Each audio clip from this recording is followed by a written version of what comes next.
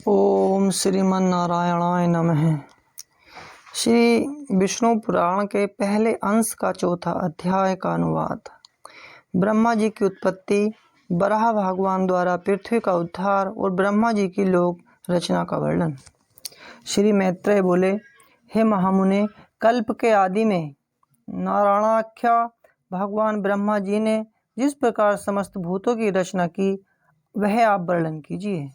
श्री पाराशर जी बोले, प्रजापतियों के स्वामी नारायण स्वरूप भगवान ब्रह्मा जी ने जिस प्रकार प्रजा की सृष्टि की थी वह मुझसे सुनो। पिछले कल्प का अंत होने पर रात्रि में सोकर उठने पर सत्वगुण के उद्रेक से युक्त भगवान ब्रह्मा जी ने संपूर्ण लोकों को शून्यमय देखा। हे भगवान, वे भगवान नारायण पर हैं, अचिंत्य हैं, ब्रह्मा शिव आदि ईश्वरों के भी ईश्वर हैं, ब्रह्मा स्वरूप हैं, अनादि हैं और सबकी उत्पत्ति के स्थान हैं। मनु आदि स्मृतिकार उन ब्रह्मा स्वरूप श्री नारायण देव के विषय में इस जगत की उत्पत्ति और लय के स्थान हैं। यह श्लोक कहते हैं, नर अर्थात पुरुष भगवान पुरुषोत्तम से उत्पन्न होने के कारण जल को नार कहते हैं। वह नार जल ही उनका प्रथम अयन अर्थात निवास स्थान है, इसलिए भगवान को नारायण कहा जाता है। संपूर्ण जगत जलमय हो रहा था, इसलिए प्रजापति ब्रह्मा जी ने अनुमान से पृथ्वी को जल के भीतर जान उसे बाहर निकालने की इच्छा से एक दूसरा शरीर धारण किया। उन्होंने पूर्व कल्पों के आदि में जैसे मत्स्य, कूर्म आदि रूप धारण किए थे, वैसे ही इस बारह कल्प के आरंभ में वेद यज्ञ में 12 शरीर ग्रहण किया और संपूर्ण जगत की स्थिति में तत्पर हो सबके अंतरात्मा और अविचल रूप वे परमात्मा प्रजापति ब्रह्मा जी, जो पृथ्वी को धारण करने वाले और अपने ही आश्रय से स्थित हैं, जनलोक स्थित सनकादि सिद्धेश्वरों से स्तुति किए जाते हुए जल में प्रविष्ट हुए। तब उन्हें पाताल लोक में आए देख देवी वसुंधरा अति भक्ति विनम्र हो उनकी स्तुति करने लगी। पृथ्वी बोली, हे शंख चक्र गदा पद्म धारण करने वाले कमलनयन भगवान, आपको नमस्कार है। आज आप इस पाताल तल से मेरा उद्धार कीजिए। पूर्व काल में आप ही से मैं उत्पन्न हुई थी। हे जनार्दन, पहले भी आप ही ने मेरा उद्धार किया था। और हे प्रभु, मेरे तथा आकाश आदि अन्य सब भूतों के भी आप ही उपादान कारण हैं। हे परमात्म स्वरूप, आपको नमस्कार है।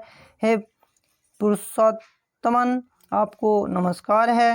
हे प्रधान कारण और व्यक्त कार्य रूप, आपको नमस्कार है। हे काल स्वरूप, आपको बारंबार नमस्कार है। हे प्रभु, जगत की सृष्टि आदि के लिए ब्रह्मा विष्णु और रुद्र रूप धारण करने वाले आप ही संपूर्ण भूतों की उत्पत्ति, पालन और नाश करने वाले हैं। और जगत के एकावर्ण रूप जल में हो जाने पर हे गोविंद, सबको भक्षण कर अंत में आप ही मनीषी जनों द्वारा चिंतित होते हुए जल में शयन करते हैं। हे प्रभु, आपका जो परतत्व है उसे तो कोई भी नहीं जानता, अतः आपका जो रूप अवतारों में प्रकट होता है उसी की देवगण पूजा करते हैं। आप परब्रह्म की ही आराधना करके मुमुक्षु जन मुक्त होते हैं। भला वासुदेव की आराधना किए बिना कौन मोक्ष प्राप्त कर सकता है। मन से जो कुछ ग्रहण संकल्प किया जाता है, चक्षु आदि इंद्रियों से जो कुछ ग्रहण विषय करने योग्य है, बुद्धि द्वारा जो कुछ विचारणीय है, वह सब आपका ही रूप है।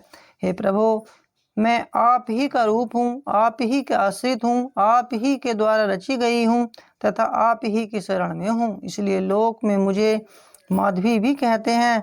हे संपूर्ण ज्ञान में, हे स्थूल में, हे अव्यय, आपकी जय हो। हे अनंत, हे अव्यक्त, हे व्यक्तमय प्रभु, आपकी जय हो।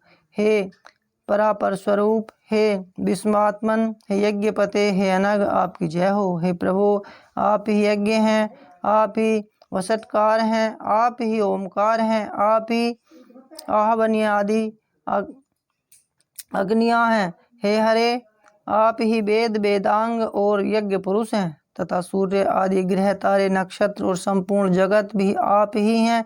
हे पुरुषोत्तम, हे परमेश्वर, मूर्त अमूर्त, दृश्य अदृश्य तथा जो कुछ मैंने कहा है और जो नहीं कहा है वह सब आप ही हैं। अतः आपको नमस्कार है, बारंबार नमस्कार है।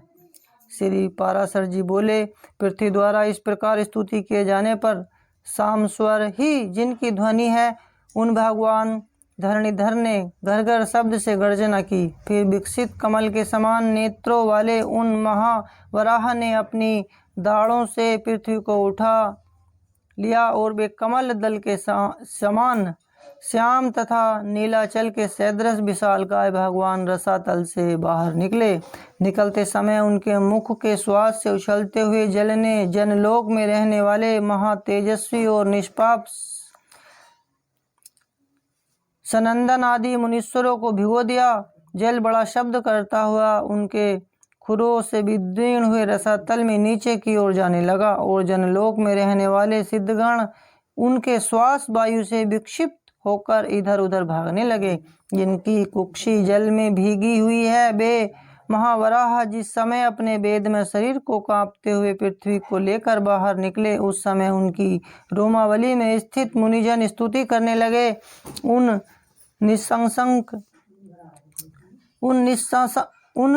निस्संक और उन्नत दृष्टि वाले धराधर भगवान की जनलोक में रहने वाले सनंदादि योगीश्वरों ने प्रसन्न चित्त से अति नम्रता पूर्वक सिर झुकाकर इस प्रकार स्तुति की। हे ब्रह्मादि ईश्वरों के भी परमेश्वर, हे केशव, हे शंख गदाधर, हे खड़ग चक्रधारी प्रभु, आपकी जय हो। आप ही संसार की उत्पत्ति स्थिति और नाश के कारण हैं तथा आप ही ईश्वर हैं और जिसे परम पद कहते हैं वह भी आपसे अतिरिक्त और कुछ नहीं है। हे यज्ञ रूपी दाढ़ों वाले प्रभु, आप ही यज्ञ पुरुष हैं। आपके चरणों में चारों वेद हैं, दांतों में यज्ञ हैं, मुख में शयन चित्त आदि चित्तियां हैं, हुतासन यज्ञाग्नि आपकी जिह्वा है तथा कुशाएं रोमावली हैं।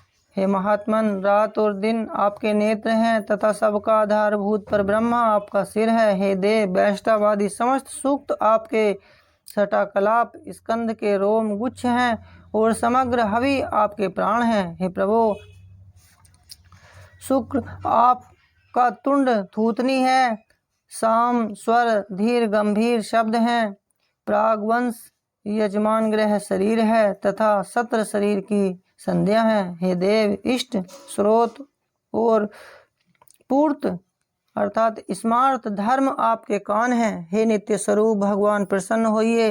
हे अक्षर, हे विश्वमूर्ते, अपने पाद प्रहार से भूमंडल को व्याप्त करने वाले आपको हम विश्व के आदि कारण समझते हैं। आप संपूर्ण चराचर जगत के परमेश्वर और नाथ हैं, अतः प्रसन्न होइए। हे नाथ, आपकी डालों पर रखा हुआ यह संपूर्ण भूमंडल ऐसा प्रतीत होता है मानो कमल वन में रोंदते हुए गजराज के दांतों से कोई कीचड़ में सना हुआ कमल का पत्ता लगा हो।